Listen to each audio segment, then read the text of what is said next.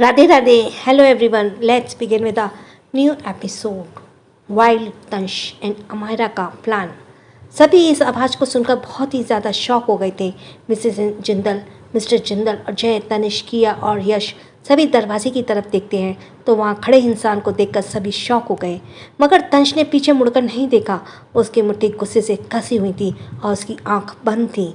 Mrs Jindal चिल्लाते हुए बोली, अमायरा तुम यहाँ पर इतनी रात को? क्या तुम अकेले आई हो? सॉरी, ऐड आ गया.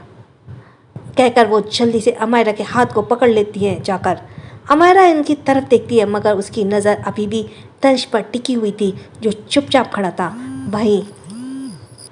वहीं यश जैसे ही अमायरा को देखता है वह शौक रह जाता है. वह अगले ही पल उसकी आंखें अमायरा के जिस्म पर अटक जाती हैं. अमायरा के गोरे और लंबे पैर उसकी मिडी से साफ नज़र आ रहे थे.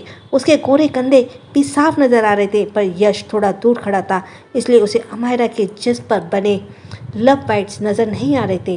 वह अमायरा के ऊपर से नीचे तक देखते हुए मन ही मन कुछ प्लान करने लगा. किया जी की नज़र जैसे यश की नज़रों पर पड़ी तो वह उसकी नज़रों का पीछा करते हुए अमायरा को देखने लगी तो वह गुस्से से अपनी मुट्ठी बंद कर लेती है.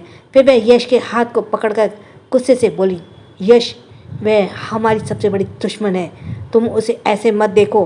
तुम्हें उसकी ज़िंदगी बर्बाद करनी है पर पहले हमें तंश को ठिकाने लगाना है क्योंकि वह उसका रक्षक कवच है. उसके सामने कभी भी उस लड़की को मत देखना वरना वह तुम्हारी आंखें निकाल लेगा और किसी को पता भी नहीं चलेगा. यश थोड़ा कंफ्यूज था. उसने तंश को देखा जो थोड़ा अजीब लग रहा था. फिर अपनी मॉम से पूछा, मॉम कौन है ये लड़की जिसके लिए ये तंश मेरी आंखें निकाल सकता है? हालांकि उसे पता था वह अमायरा है पर फिर भी उसने सवाल किया. किया जी उसको बताने वाली थी कि वह तंश अमायरा की बीवी है मगर तभी अमायरा मिसेस जिंदल के सवाल करती हैं, मॉम कौन है पाइश है? मिसेस जिंदल उसकी बात को टालते हुए बोली, अमू तुम ठीक तो हो ना? इतनी रात को अकेले क्यों आई हो? तुम्हें इतनी रात को अकेले नहीं निकलना चाहिए. अगर कुछ हो जाता तो? उसकी आवाज़ से थोड़ी फिक्र झलक रही थी मगर वह डर रही थी कि कहीं अमायरा फिर से सवाल ना करे. अमायरा की नज़र जब केवल तंश पर थी. अमायरा तंश के पास जाकर खड़ी हो गई. फिर उसके हाथ को पकड़कर उससे सवाल करती है, तुम अभी कुछ कह रहे थे ना अपाहिश, बताओ ना मुझे. और अगर तुम्हें यहाँ आना ही था तो तुम मुझे बता सकते थे जब मैंने तुमसे पूछा था तुम कहाँ जा रहे हो. सॉरी. तंश उसे एक्सप्रेशन लेस भाव से घूरता है. फिर उसे इग्नोर करके मिस्टर जिंदल को देखते हुए कोल्ड वॉइस में पूछता है, अगर आपको मुझसे अब कोई काम नहीं है तो क्या मैं यहाँ से जा सकता हूँ? मिस्टर जिंदल कुछ नहीं बोले. वो तंश वहाँ से जाने लगा. उसने अमायरा को भी नहीं देखा था. वह देखकर अमायरा को आंखें छोटी हो जाती है. वहीं किया जी एकदम से तंश के रुकते हुए बोली, रुको तंश, तुम ऐसे नहीं जा सकते. तुमने मेरे बेटे को मारने की कोशिश की है. रुको, मैंने कहा.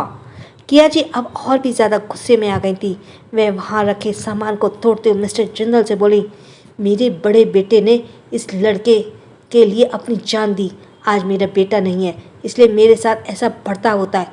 भाई साहब, आप इस लड़के को सज़ा दे रहे हैं या नहीं?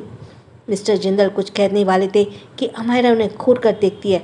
उसे पहले से ही ये सब पता था क्योंकि श्रेष्ठ ने उसे सब बता दिया था इसलिए वह यहाँ पर आई थी. अमायरा तंश के पास जाकर उसे रोकती है. फिर किया जी को देखते हुए उसे सरकास्टिक टोन में कहा, आंटी लगता है आपको इल्ज़ाम लगाने की आदत हो चुकी है इसलिए आप कभी मुझ पर इल्ज़ाम लगाती हैं तो कभी तंश पर. किया जी के उसे उंगली दिखाकर गुस्से से बोली, तुम अपना मुंह बंद रखो. अमायरा हंस कर बोली, मैं सच कह रही हूँ इसलिए आपको मेरी बात अच्छी नहीं लग रही है और मैं क्यों अपना मुंह बंद करूँ? मैं बोलूँगी, मुंह तो आपको बंद रखना चाहिए. यश को भी गुस्सा आ गया था. वह किया जी के सामने आकर अमायरा को उंगली दिखाकर बोला, तुम मेरी मॉम से इस तरह बात नहीं कर सकते हो. आखिर तुम होती कौन हो हमारे परिवार के मामले में बोलने वाली? यश को भी एकदम से गुस्सा आ गया था मगर जब उसे एहसास हुआ कि उसने क्या कर दिया है तो मन में बोला, नहीं, मुझे अमायरा से दोस्ती करके रखना होगा. ये मैंने क्या कर दिया? यह सोचते ही एकदम से उसने रंग बदल दिए और वह थोड़ा गिल्टी एक्सप्रेशन से बोला, मेरा मतलब तुम्हें नहीं लगता वो तुमसे बड़ी हैं? तुम्हें थोड़ी इज्जत देनी चाहिए. और मेरी मॉम इसलिए गुस्सा है क्योंकि तंश ने मुझे टॉर्चर किया है और मेरे हाथ को भी जलाया। इतना कहकर वह खुद को कमज़ोर दिखाने की कोशिश करता है और उसने जले हुए हाथ को फिर अपने शरीर के निशान की तरफ इशारा करता है, जले निशान की तरफ। यश दिखाना चाहता था कि तंश कितना क्रूअल है और वह अमायरा की नज़रों में भी आना चाहता था। अमायरा यश के इरादे को बहुत अच्छे से समझ रही थी। वह मन ही मन मुस्कुराई, उसकी मुस्कुराहट छुपी नहीं थी। तंश ने देखा अमायरा कैसे यश को देखकर मुस्कुरा रही है तो उसका दिल चलने लगा। अमायरा यश के ऊपर से नीचे तक देखते हुए मुस्कुराते हुए बोली, तुम्हारे पास क्या सबूत है कि ये सब मिस्टर लाइफलाइन ने किया है? मैंने तुम्हें कॉलेज में देखा था, तब तक तो तुम सही सलामत थे और उसके बाद से मिस्टर हैंडसम मेरे साथ हैं। हम दोनों ने काफ़ी अच्छा क्वालिटी टाइम स्पेंड किया है जिसे तुम सब ने मिलकर बर्बाद कर दिया। अमायरा ने जैसे ही कहा अचानक सभी की नज़रें उसके ऊपर टिक गई। उसके गर्दन पर लव बाइट्स के निशान साफ दिख रहे थे जिसे देखकर सभी के दिमाग में कुछ अलग ही चलने लगा। हर्ष, जय और तनिष्क तुरंत अपनी नज़रें फेर लेते हैं, लेकिन किया जी, यश और मिसेस जिंदल की नज़रें अभी भी उनके गर्दन पर थी, जिसे साफ पता चल रहा था कि वे और तंश क्या कर रहे थे। मिसेस जिंदल भी शर्म से अपनी नज़रें झुका लेती हैं, पर किया जी अमायरा पे भड़कते बोली, तुम इस लड़के को बचा रही हो? और अमायरा उन्हें बीच में रोककर मिस्टर जिंदल के कोल्ड वॉइस में बोली, डैडी ससुर, मुझे समझ नहीं आता कि किया आंटी हर बार मेरे ऊपर या मिस्टर लाइफलाइन के ऊपर क्यों सवाल करती हैं और उन्हें अभी तक मुझे सॉरी भी नहीं कहा है। उन्होंने पिछली बार मेरे ऊपर कितना घटिया इल्ज़ाम लगाया था और अब तंश पर लगा रही हैं। इनसे पूछिए, क्या इन्होंने देखा कि तंश ने उनके बेटे को नुकसान पहुंचाया?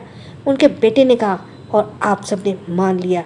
आप ही बताइए, अगर तंश का इनका हाथ जलाना होता तो टॉर्चर करना होता तो वह यश के सामने खुद को रिवील क्यों करते ताकि सब उस पर इल्ज़ाम लगा सकें? आप सब उसका नेचर जानते हैं। अगर उसे यश को नुकसान पहुंचाना होता तो यश सही सलामत ना होता। मेरे ख्याल से आपको फिर से इन्वेस्टिगेशन करनी चाहिए, वरना आपके आर्मी में होने का क्या फ़ायदा जब आप सच पता ही नहीं लगा सकते। इतना कहते हुए वहाँ नहीं रुकी और तंश के साथ चली गई। अमायरा ने सीधा मिस्टर जिंदल पर ही सवाल उठा दिया था, जिसकी वजह से मिस्टर जिंदल बहुत गुस्से में थे। वही किया जी मिस्टर जिंदल से बोली, भाई साहब उस लड़की को रोकिए, वह आपको बातों में फंसा। मिस्टर जिंदल गुस्से से बोले, शट अप कहकर वह स्टडी रूम में चले गए। धीरे धीरे सब वहाँ से चले गए। अब केवल यश बचा था। वहाँ पर उसकी आंखों के सामने अभी भी अमायरा का कोरा शरीर घूम रहा था। वह अपनी आंखें बंद करके अपने हाथ को गर्दन पर फिराते लगा और सोचने लगा जैसे अमायरा के कोरे शरीर को छू रहा हो। अचानक ही वह आंखें खोलकर बोला, बहुत जल्द मैं असलियत में तुम्हारे साथ ऐसा करूँगा। यश वहीं सोफे पर बैठकर ठाके मारकर हंसने लगा। यह दोबारा आंखें बंद करके लेट गया। वह महसूस कर रहा था कि वह अमायरा के साथ इंटीमेट हो रहा है, जिस कारण उसके होठों की मुस्कान और भी ज़्यादा बड़ी हो गई। तंश का प्राइवेट विला। रूम में तंश और अमायरा जैसे ही पहुंचे, तंश अपने हाथ बांधकर एक्सप्रेशनलेस भाव में उसे सवाल किया, तुम वहाँ क्यों आई थी? मेरे अपने प्लान्स थे जो तुमने बर्बाद कर दिए। अमायरा मुंह बनाकर बोली, क्या जब वह लोग तुम्हारे हाथ को जलाते थे यही तुम्हारा प्लान था? अमायरा की बात सुनकर तंश उसके कमर में हाथ डालकर उसे खुद से चिपका लेता और गुस्से से कहा, है यह क्या बेहुदा कपड़े पहनकर आई थी? तुम वहाँ पर सब कुछ तो दिख रहा है और तुम्हारी हिम्मत कैसे हुई उस गैर मर्द को देखकर मुस्कुराने की? कहकर वह अमायरा के होठों को बेरहमी से मसलने लगा। तंश के कारण ही अमायरा के होठ पहले ही फटे हुए थे और उसके घाव भी था, इसलिए उसकी इस हरकत से अमायरा की आह निकल गई। वह दर्द भरे एक्सप्रेशन के साथ बोली, मिस्टर लाइफलाइन, मुझे दर्द हो रहा है। तंश की आंखों के सामने फिर से वह नज़ारा घूमने लगा जब अमायरा यश को देखकर मुस्कुरा रही थी और यश की हवस भरी नज़रें अमायरा के ऊपर थीं। वह अमायरा को गुस्से से देखते हुए सनक भरी आवाज़ में बोला, यू नो वाइफी, मैं कुछ भी टॉलरेट कर सकता हूँ मगर तुम्हारी ये हरकत बिल्कुल भी नहीं। कहकर वह वापस से उसे किस करने लगता है। वह जानबूझकर उसे बाइट कर रहा था। अमायरा को पहले से ही अपने होठों में बहुत दर्द था। तंश की इस हरकत से उसे और दर्द होने लगा। तंश जानबूझकर अपने दोनों हाथों में उसकी बॉडी को मसल रहा था, जिससे अमायरा को और दर्द हो रहा था। लगभग आधे घंटे बाद तंश उसे छोड़कर वॉशरूम में चला गया। अमायरा के होठों पर इतने सूज गए थे कि अब उसे अपने होठ को छूने में भी डर लग रहा था। वह गुस्से में अपने हाथ को पटक कर बोली, जानवर कहीं का। तंश जैसे ही वॉशरूम से बाहर निकला वह वहाँ से जाने लगा तो अमायरा उसे रोक कर बोली, तुम खुद को समझते क्या हो? मैं पागलों की तरह तुम्हारे पीछे आ रही हूँ, तुम्हें मनाने की कोशिश कर रही हूँ और तुम मुझे इग्नोर कर रहे हो। अब मैं भी तुम्हारे पीछे नहीं आऊँगी। अगर तुम नाराज़ हो सकते हो तो मैं भी हो जाऊँगी। कहकर वह मुंह फुला लेती है। उसे लगा तंश उसे मनाएगा, मगर तंश उसे इग्नोर करते हुए चला गया। यह देखकर अमायरा को बहुत बुरा लगा। अगली सुबह तंश पूरी रात स्टडी रूम में था। वह स्टडी रूम में बैठकर इस वक्त ड्रिंक कर रहा था। उसके हाथ में वाइन का ग्लास था। वह कुछ सोच रहा था और धीरे धीरे उसे सिप ले रहा था।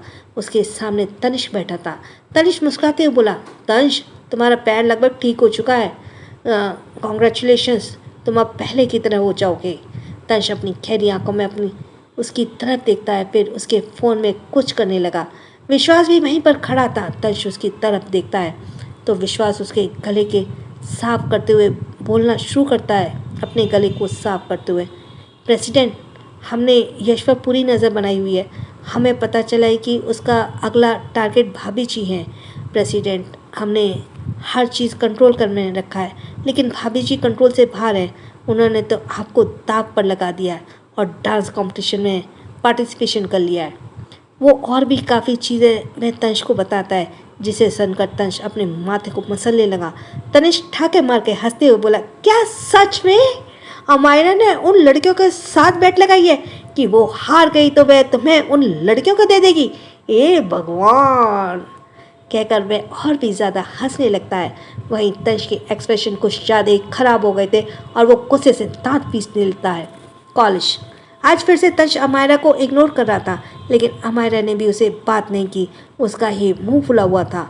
सारे लेक्चर अटेंड करने के बाद अमायरा जैसे रूम से बाहर निकली, मिनी उसके सामने खड़ी थी। मिनी को देखते उसने मुस्कुराते हुए पूछा, क्या हुआ? मिनी अपने होठों को दांत में नीचे दबाती और फिर बोली, अमायरा, तुम्हारे डांस कंपटीशन के पार्टिसिपेशन लिया था ना?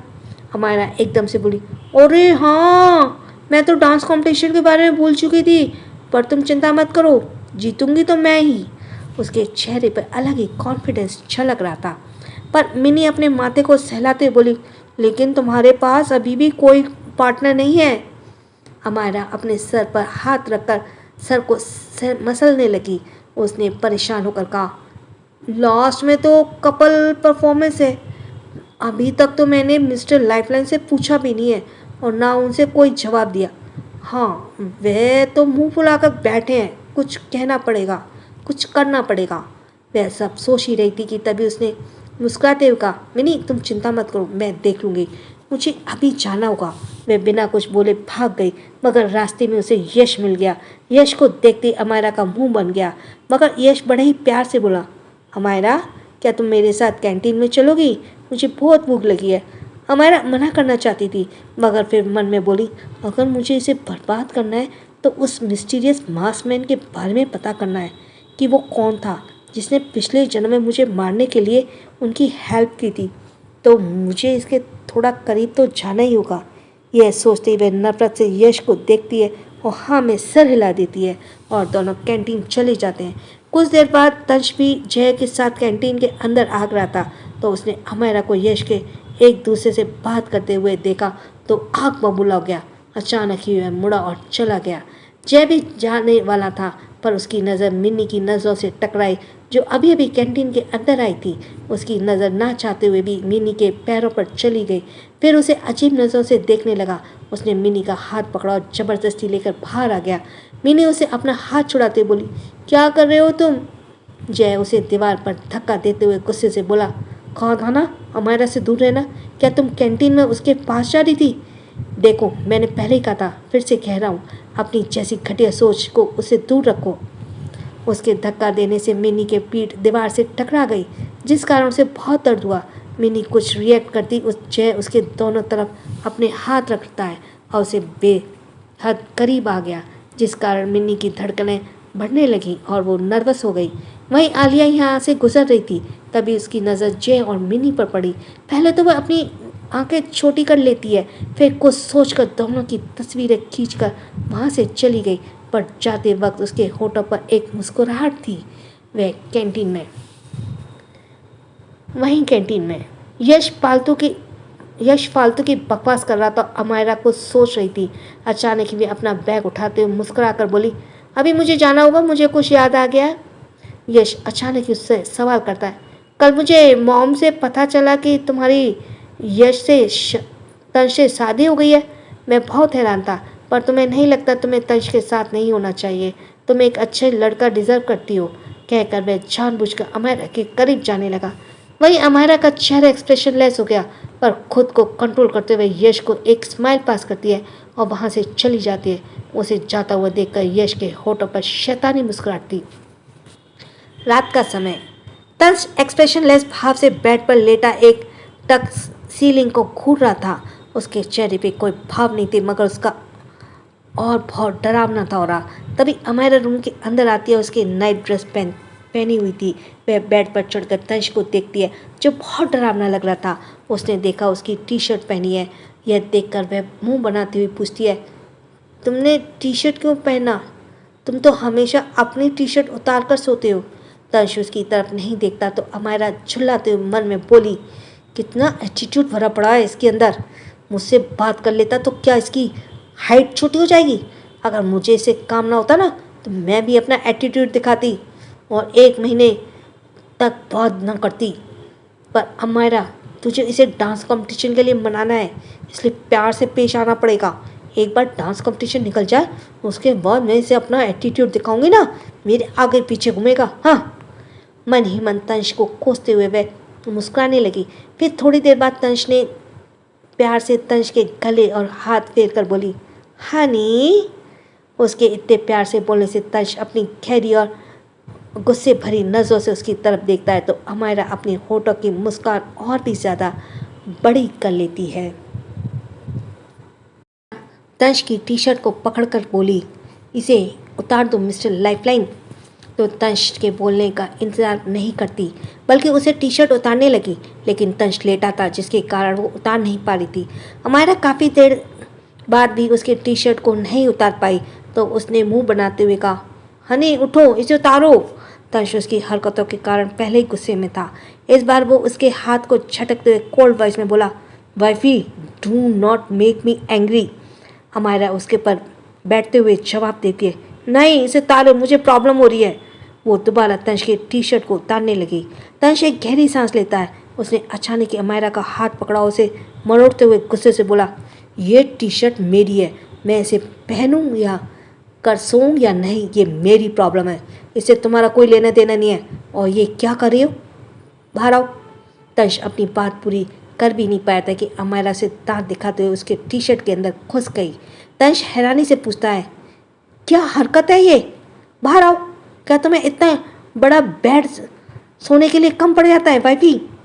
अमायरा जानबूझकर उसके चेस्ट को लिक करते हुए मदहोश भरी आवाज़ में बोली, mister lifeline, you are so hot. पर अगर तुम मेरे साथ डांस करोगे तो और भी ज़्यादा हॉट लगोगे। अमायरा उसे अपनी बातों में फंसाकर डांस कंपटीशन के लिए हाँ बुलवाना चाहती थी। ये चीज़ तंश को समझ रहा था। अमायरा इस बार टी शर्ट के कॉलर से अपना सिर निकालते हुए परेशान होकर बोली, ये कॉलर छोटा क्यों है? मैं अपना सिर बाहर नहीं निकाल पा रही। तो तंश के टी शर्ट से किस तरह अपना सिर बाहर निकालकर तंश के नाक से अपने नाक को सटा लेती है। मगर इन सब में तंश के शर्ट का कॉलर फट चुका था। मगर इस सब में तंश के शर्ट का कॉलर फट चुका था। इसलिए तंश कभी अपने फटे हुए कॉलर को देखता है तो कभी मायरा को। तंश उसे खोदते हुए कोल्ड वॉइस में पूछता है, ये क्या किया तुमने? कहते ही वह अपनी शर्ट को निकाल कर फेंक देता है। मगर अमायरा ऑक्टोपस की तरह अभी भी उससे चिपकी हुई थी। वो जिद करते हुए बोली, जब तक तुम मान नहीं जाओगे तब तक मेरे साथ डांस करने के लिए मैं तुम्हें नहीं छोड़ूंगी। अमायरा की जिद को देखकर तंश को अचानक याद आया कि कैसे अमायरा यश के साथ कैंटीन में बैठकर हंस हंस कर बातें कर रही थी। यह याद आते ही वह गुस्से से भर गया और उसने एक झटके से अमायरा को खुद से दूर कर दिया और उसकी तरफ पीट करके लेट गया। अब अमायरा को भी गुस्सा आ गया क्योंकि उसने अपनी ज़िंदगी में कभी भी किसी का एटीट्यूड बर्दाश्त नहीं किया था। वह पिंक पैंथर थी, सब उसके सामने झुकते थे, मगर तंश के पीछे वह कब से पड़ी है उसे मनाने के लिए, और तंश है कि उसे भाव ही नहीं दे रहा है। वह एक पिलो उठाकर उसके पीठ पर मारते हुए बोली, भाड़ में जाओ, तब तक मैं भी तुमसे बात नहीं करूँगी। तुम्हें क्या लगता है इस पूरी दुनिया में तुम ही एक हैंडसम लड़के हो? मिस्टर तंशवर्धन जिंदल, आंखें खोलो और दुनिया देखो, तुमसे भी 100 गुना ज़्यादा हैंडसम लड़के हैं बाहर। मैं डांस के लिए उनमें से किसी को भी ढूंढ लूँगी, तब तक तुम देखना किसी का कुछ नहीं कर पाओगे। तंश मुस्कुराया और उसकी तरफ देखकर उसे अपने ऊपर करके बोला, तुम किसी गैर मर्द को छू नहीं सकती, वह तुम्हें अच्छे से पता है। तो किसके साथ डांस करोगी तुम? हमारा अंदर से जल भुन गई। वह कॉन्फिडेंस होकर उसे उंगली दिखाकर बोली, अगर मैंने भी अपने लिए एक डांस पार्टनर ढूंढ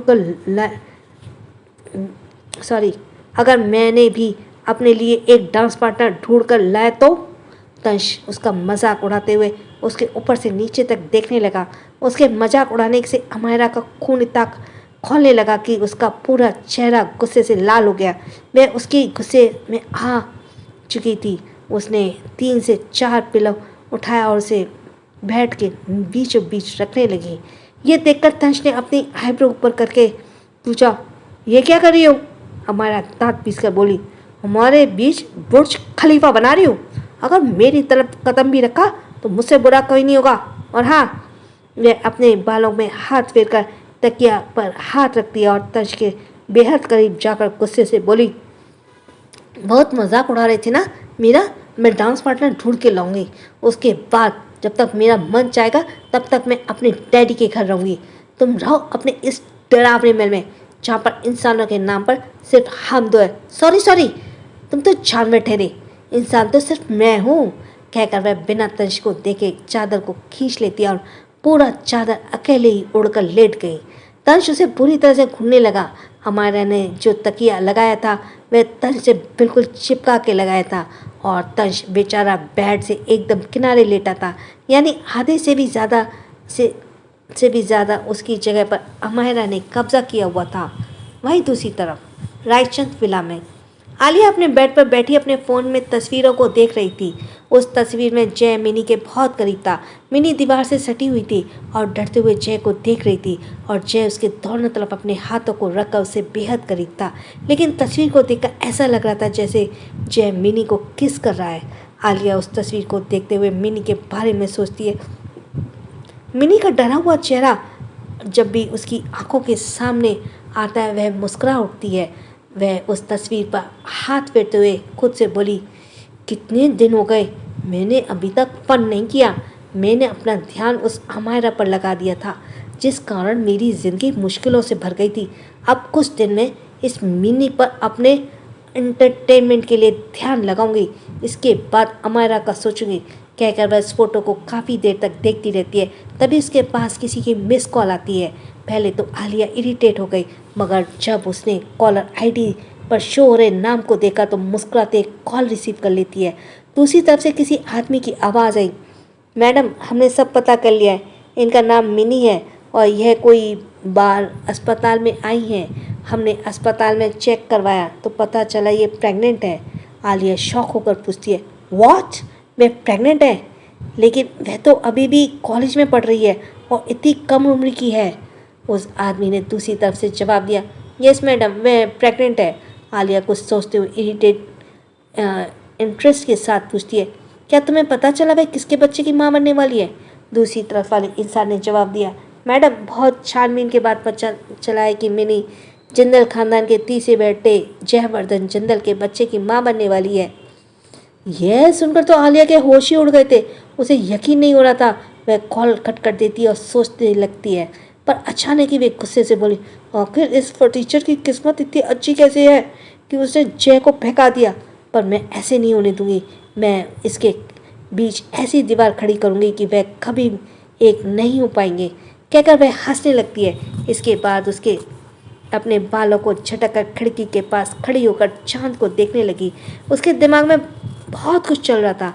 वह पूरी रात ऐसे ही चांद को देखते हुए प्लान बनाने लगी कि कैसे मिनी को परेशान करे। अगली सुबह तंश का स्टडी रूम। तंश तैयार होकर अपने स्टडी रूम में बैठा था। उसके साथ जय भी था। वह दोनों इस वक्त थोड़े से सीरियस लग रहे थे। जय पता नहीं क्या सोच रहा था। उसका ध्यान इस बात पर नहीं गया कि अभी अभी विश्वास स्टडी रूम में आया था। विश्वास एक नज़र जय को देखता है, फिर तंश को देखकर उसने सर झुका देता है। तंश अपनी जगह आंखों में पहले जय को देखता है, उसके बाद विश्वास को घूरते हुए पूछता है, क्या मैंने जो कहा किया? विश्वास अपने होठों को चबाते हुए गहरी सांस लेते हुए फिर तंश को जवाब देता है, यस प्रेसिडेंट, मैंने सभी को अच्छे से समझा दिया है कि कोई भी मैडम को डांस पार्टनर किसी भी कीमत पर नहीं बनेगा। यह सुनकर तंश के होठों पर शैतानी मुस्कान आ जाती है। वह अपना एक हाथ टेबल पर मारते हुए गहरी आवाज़ में कहता है, वाइफी, अब तुम कैसे अपने डैडी के घर जाती हो मैं भी देखता हूँ। और रही बात डांस कंपटीशन की, तो तुम पार्टिसिपेशन नहीं करोगी। जब तुम्हें कोई पार्टनर ही नहीं मिलेगा तो तुम कैसे डांस करोगी, मैं भी देखता हूँ, कहकर वह हंसने लगा। उसकी हंसी बहुत ही ज़्यादा डरावनी थी। उसकी हंसी सुनकर ही जय अपने होश में आता है। पहले तो उसे कुछ समझ नहीं आता, मगर जब समझ में आया तो वह हैरानी से बोला, क्या तुम कितने ज़्यादा क्रूअल हो। वह बस डांस करना चाहती है और तुम होगी उसका दिल रखने के लिए उसका डांस पार्टनर भी नहीं बन सकते हो। इतने कहते हुए अपनी जगह से उठा और मुंह बनाते हुए बोला, हो सकता है आज मैं कॉलेज ना हूँ, इसलिए अगर तुम्हें किसी बिजनेस मीटिंग में जाना हो तो अमायरा के लिए किसी और को भेज देना। कहते ही वो वहाँ से चला गया। कुछ ही देर में तंश कार में बैठकर तेज तेज हॉर्न बजा रहा था। वह विला के अंदर की तरफ देखता है तो उसे कोई नज़र नहीं आया। उसका चेहरा एक्सप्रेशन लेस था। उसने अपनी आंखों पर लगाए गॉगल्स को निकालकर जैसे ही कार से बाहर जाने लगा, ठीक वैसे ही एक गार्ड भागते हुए आया और उसे एक चिट पकड़ाते हुए घबरा कर बोला, प्रेसिडेंट, मैडम पहले ही जा चुकी हैं। उन्होंने आपके लिए कार्ड भेजा है और कहा है कि आप कॉलेज अकेले चली जाइए, वे अपने पार्टनर के साथ आएंगी। तंश पहले गुस्से से उस कार्ड को देखता है, उसके बाद उस पर्ची को खोलकर पढ़ता है। उसमें जो भी लिखा था उसे पढ़कर तंश का दिमाग खराब हो गया। वह गुस्से से उसे कार पर फेंक देता है, फिर कार स्टार्ट करके वहाँ से निकल गया। कुछ ही देर में तंश की कार कॉलेज के पार्किंग एरिया में रुकी। सभी लड़कियों की नज़र उसकी कार पर थी। सभी बेचैन होकर तंश की एक झलक पाने को बेताब थी। तंश अपनी कार से निकलकर बड़े ही एटीट्यूड के साथ अपने कॉलेज की तरफ जाने लगा। उसके चेहरे पे हमेशा की तरह मांस था और एक अलग ही घमंड। उसने किसी को नहीं देखा, पर वह वहाँ से जा पाता उससे पहले किसी की हुटिंग करने की आवाज़ तंश के कानों में पड़ी। तंश वैसे ही किसी पर ध्यान नहीं देता है, मगर उसने किसी के मुंह से अमायरा का नाम सुना, इसलिए वह रुक गया था। वह धीरे धीरे अपनी नज़र उठाकर गेट की तरफ देखता है तो वहाँ पर एक ब्लैक कलर की कार खड़ी थी। उस कार को देखकर कोई भी अंदाज़ा लगा सकता था कि वह इंसान बहुत ही अमीर होगा। कार की ड्राइविंग सीट पर डोर ओपन हुआ, तभी सभी के देखा एक बहुत ही हैंडसम सा लड़का बाहर निकला, मगर उसके बालों का रंग हल्का ब्लू था। वह श्रेष्ठ था जो माफिया वर्क्स में लगाया कि अमायरा के साथ रहता था। श्रेष्ठ को अपने बालों में अलग अलग कलर करने का बहुत पसंद है, इसलिए वह अपने बालों का कौन सा कलर कर ले कोई भरोसा नहीं था। श्रेष्ठ अपने बालों में हाथ फेरते हुए बड़े ही स्टाइल के साथ गर्ल्स को हाय करता है। तभी उसकी नज़र तंश की नज़रों से टकराई तो श्रेष्ठ तंश को अपनी होठों मजाकिया मुस्कान लिए देखने लगा। उसके बाद वो चलते हुए पैसेंजर सीट की तरफ से गया और दरवाज़ा खोल देता है। उसके हाथ आगे करते तो एक नाजुक से हाथ ने उसके हाथ को पकड़ा और बाहर आ गई। अमायरा को देखते ही तंश की नसें दिखने लगी। वह गुस्से से अपनी मुट्ठी बंद कर लेता है। अमायरा बाहर निकलते ही श्रेष्ठ को देखते हुए मुस्कुरा के उसे बाद तंश को देखकर बड़े एटीट्यूड से आगे आगे जाने लगी। श्रेष्ठ उसके बगल से चल रहा था। उसने तंश की तरफ देखते हुए कहा, लगता है सीने में आग लग चुकी है।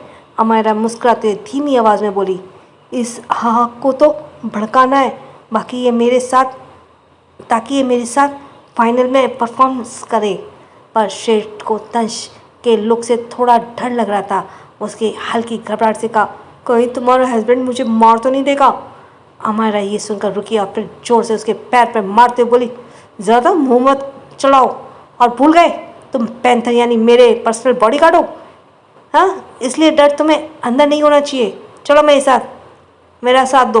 वो तंश को देखते हुए उसे इग्नोर कर देती है। अमायरा तो फुल एटीट्यूड से उसे देखते हुए निकल गई। तंश दोनों को जलती हुई नज़रों से देख रहा था। आलिया जो अभी अभी आई थी वह भी अमायरा को एक नए लड़के के साथ देखकर शॉक थी। फिर उसकी नज़र तंश पर जाती है। वह जानबूझकर तंश के पास गई और तेज़ आवाज़ में बोली, ओह माय गॉड, ये अमायरा के साथ लड़का कौन है। वो थोड़ा साइड होकर तंश को देखती है। उसने जानबूझकर तंश को भड़काते हुए कहा, तंश, क्या तुम्हारे और अमायरा के बीच लड़ाई हुई है। पर जो भी हो, अमायरा को इस तरह तुम्हें इग्नोर करके किसी दूसरे लड़के के साथ नहीं जाना चाहिए।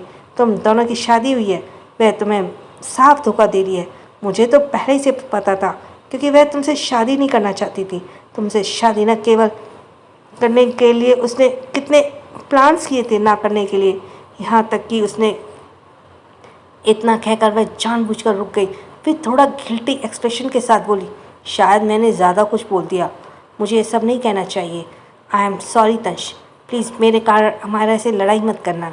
इतना कहते ही वह वहाँ से चली गई, पर जाते वक्त उसके होठों पर शैतानी भरी मुस्कुराहट थी। तंश काफ़ी देर तक अपनी जगह पर खड़ा रहा। फिर वह अपनी क्लास की तरफ ना जाकर अमायरा की क्लास के बाहर खड़ा हो गया। उसने देखा अमायरा को वह लड़का यानी श्रेष्ठ दोनों एक ही सीट पर बैठे थे।